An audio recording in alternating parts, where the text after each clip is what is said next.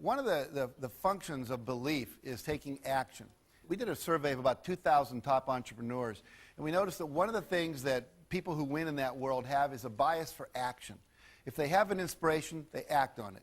I mean, how many of you have ever had a great idea, talked about it, thought about it, didn't do it, and then someone else did it and was successful, and you went, darn, I should have done that. Maybe it was buy that piece of property. You know, there's all that, we all have that piece of property we wish we'd bought, you know.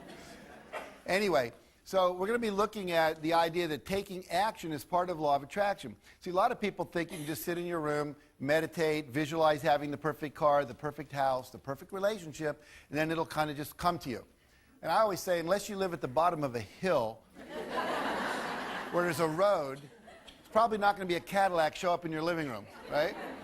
So think about this. The last 6 letters of the word attraction spell what? A-C-T-I-O-N, action. Now, there's 2 kinds of actions that are critical. There's obvious actions. If you want a certain kind of car, you should go down and test drive it.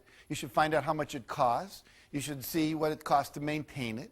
You should go, you know, I like to test drive a car 3 or 4 times, go down to the dealer, take a camera, stick my head out the window, say, take a picture of me, I'll be back to buy it. Right, you know, put it up on my refrigerator, look at it every day. Eventually, you know, those kind of things produce car, right? Saving for it and so forth. But there are also things called inspired actions. All of a sudden, you get an inspiration to do something, and you didn't know what it was. You don't have a sense of, like, how is this rationally going to make sense for me to move forward in my life? I'll give you an example. A friend of mine, Dr. Ignatius Piazza, graduates chiropractic school. He wants to move to Monterey, near Pebble Beach, where the golf course is.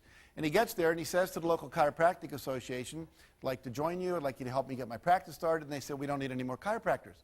We have 1 chiropractor for every 8 people in this area. It's too many. Now, he could have said, okay, let the external reality control his internal experience, but he didn't do that. He said, I'm going to think about this and visualize it and believe in it, and something will come that I will do. And what came to him to do was to take 6 months before he opened his office and put a pin where he wanted his office, and then concentric circles knock on every door in every neighborhood saying, hi, I'm a new doctor in town. Could I ask you a few questions? You know, I'm starting this practice. Should I open from 5 till 9 in the morning, or should I be open from 5 until 9 at night for people who have 9 to 5 jobs? Which would be better? Should I advertise in this paper or that paper? Should I call it Ignatius Piazza Chiropractic or Chiropractic West? And then his last question was, if I have an open house, would you like to receive an invitation? They said yes. He wrote it down. Now, over 6 months, he knocked on 12,500 doors, talked to 6,500 people, and gathered over 4,000 names of people who said, yes, I'd like an invitation to your open house. Now, when he opened his office 6 months later in a town that did not need another chiropractor, according to the professionals, his first month in practice, he netted $72,000. In his first year in practice, his gross income was over $1 million. I was giving a talk and mentioned this story just about 5 years ago, and this happened about 25 years ago.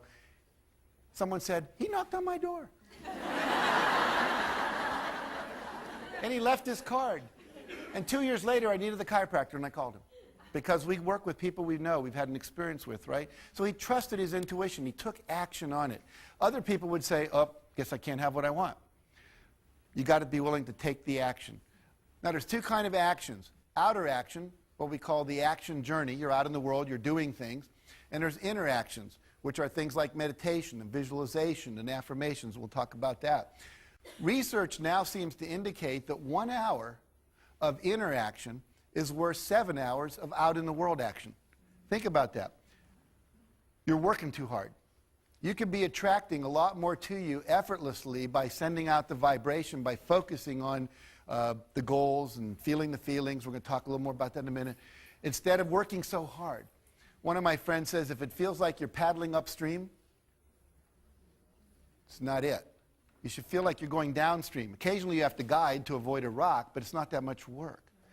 But we've all learned what? Work hard, head to the grindstone, work, you know, and that's really not the way it is. It should be more effortless than that.